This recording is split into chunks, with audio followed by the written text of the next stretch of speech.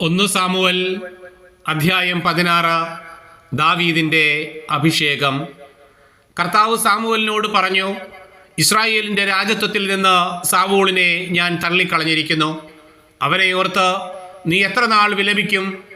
കുഴലിൽ തൈലം നിറച്ച് പുറപ്പെടുക. ഞാൻ നിന്നെ ബേത്ലഹേംകാരനായ ജസ്സയുടെ അടുത്തേക്ക് അയക്കും. അവൻ്റെ ഒരു മകനെ ഞാൻ രാജാവായി നിശ്ചയിച്ചിരിക്കുന്നു. സാമുവൽ ചോദിച്ചു, ഞാൻ എങ്ങനെ പോകും? സാവൂൾ ഇത് കേട്ടാൽ എന്നെ കൊന്നുകളയും.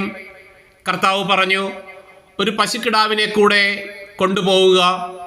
കർത്താവിന് ബലിയർപ്പിക്കാൻ വന്നിരിക്കുകയാണെന്ന് പറയുക. ജസ്സയെയും ബലിയർപ്പണത്തിന് ക്ഷണിക്കുക. നീ എന്താണ് ചെയ്യേണ്ടതെന്ന് ഞാൻ കാണിച്ചു തരാം. ഞാൻ പറയുന്നവനെ എനിക്കായി നീ അഭിഷേകം ചെയ്യണം. കർത്താവ് കൽപ്പിച്ചതുപോലെ സാമുവൽ പ്രവർത്തിച്ചു. അവൻ ബേത്ലഹേമിലെത്തി.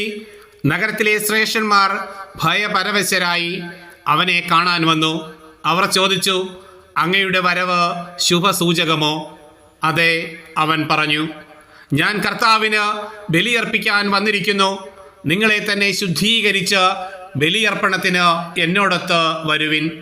അനന്തരം അവൻ ജസ്സയെയും പുത്രന്മാരെയും ശുദ്ധീകരിച്ച് ബലിയർപ്പണത്തിന് ക്ഷണിച്ചു. അവൻ വന്നപ്പോൾ സാമുവൽ ഏലിയാബിനെ ശ്രദ്ധിച്ചു.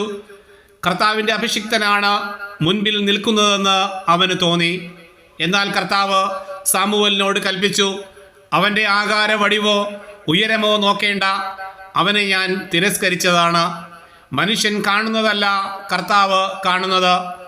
മനുഷ്യൻ ബാഹ്യരൂപത്തിൽ ശ്രദ്ധിക്കുന്നു, കർത്താവാകട്ടെ ഹൃദയഭാവത്തിലും.